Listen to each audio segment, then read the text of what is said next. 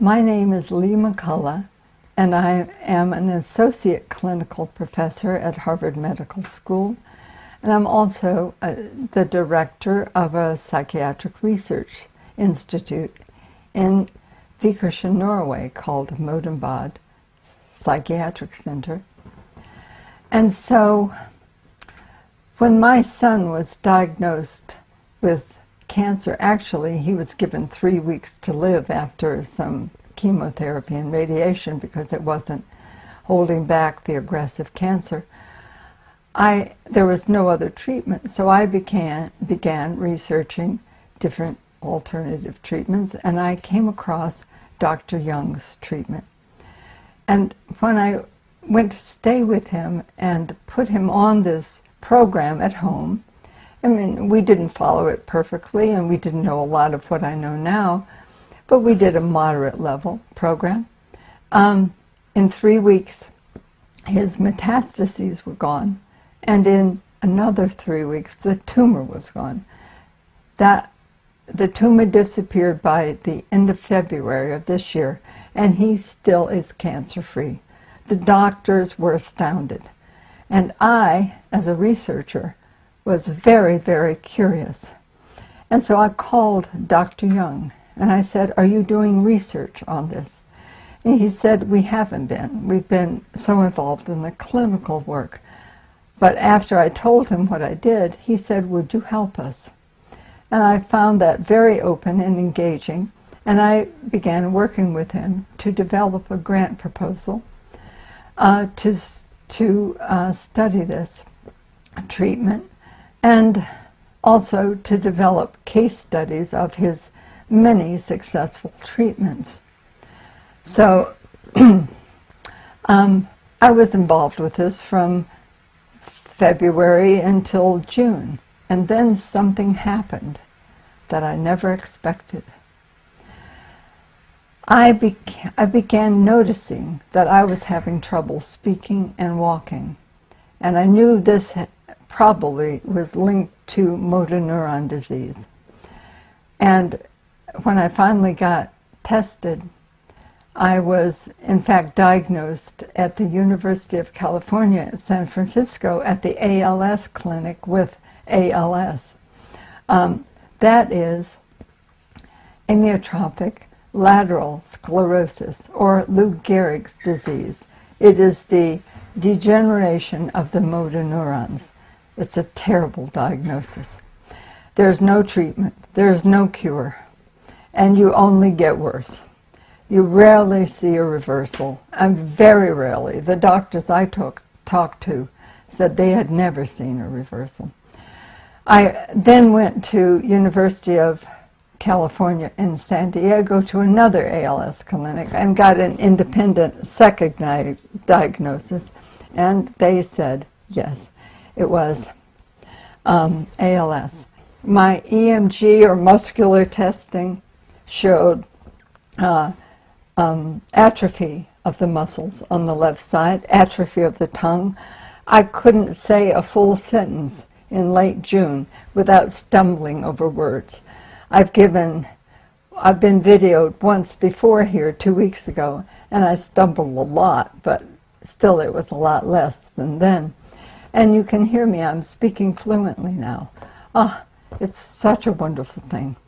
But also, I was given a swallow test because my tongue was atrophied, and it showed that I was not pushing food down my throat.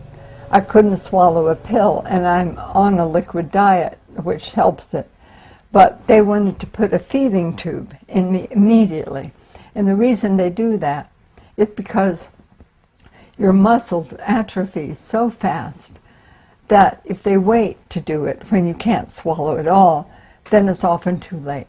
So now the procedure, the treatment, is to put in a feeding tube. I declined that and said I wanted to try Dr. Young's treatment. Then they gave me a lung test, lung function test, and my lung function was 56% of normal capacity.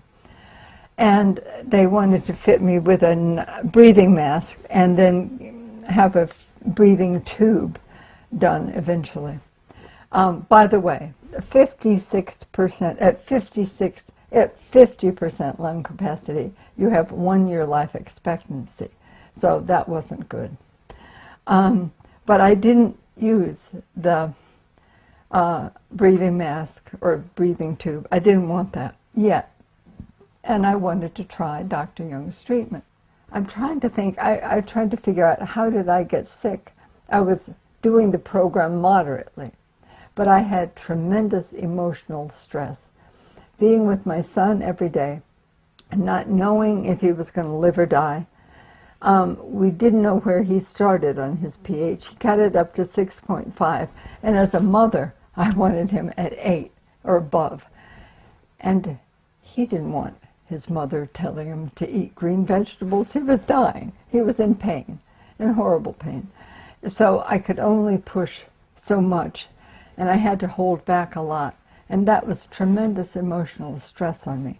Then when I went back to my research institute in April, there was a lot more of things going on that were emotionally stressing. I know that made me vulnerable. I feel like that more than anything. I wasn't so physically stressed as I was emotionally stressed. So I think that is the etiology of the ALS. Although I think I kept a moderate level pH, a fairly good pH. But maybe I needed to be at 8 and above to counteract the stresses that were on me. That's how I understand it now. And of course, research will tell us a lot more. So, here I am at the center that I was researching, and I am, in fact, my own case study now. And I'm watching myself very carefully and documenting everything that happens. I'm also making sure that it's recorded what other patients are doing, and I'm seeing wonderful changes in all of us in the weeks that I've been here. I've been here 4 weeks now, and every morning we go through a rigorous exercise or vigorous exercise program, which I never thought I could do before I got ill. And I'm following along pretty well now. We are eating only green and leafy vegetables, and I'm doing just the liquid and pureed versions because I'm trying to take the burden off my system of digestion. At any rate, there's a whole program. It's 24/7. You are working on healing yourself all day and sleeping to heal as well. And there's little time for anything else. But it's not chemotherapy. It's not painful. It's just challenging.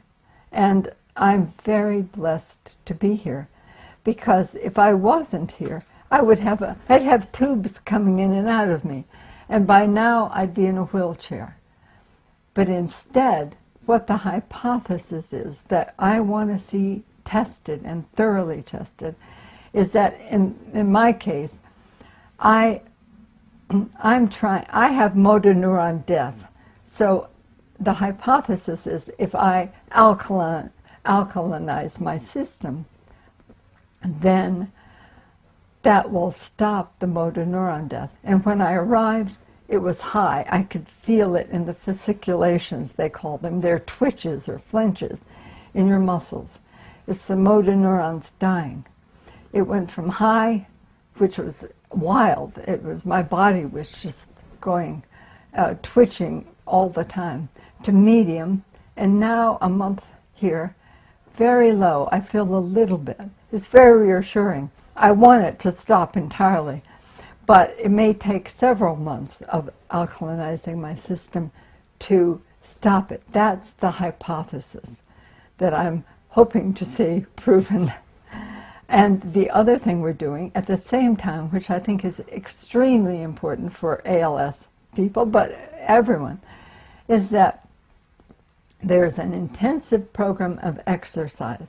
I spend an hour every morning, often with Dr. Young leading the Younger Yoga, where we do kind of calisthenics and yoga.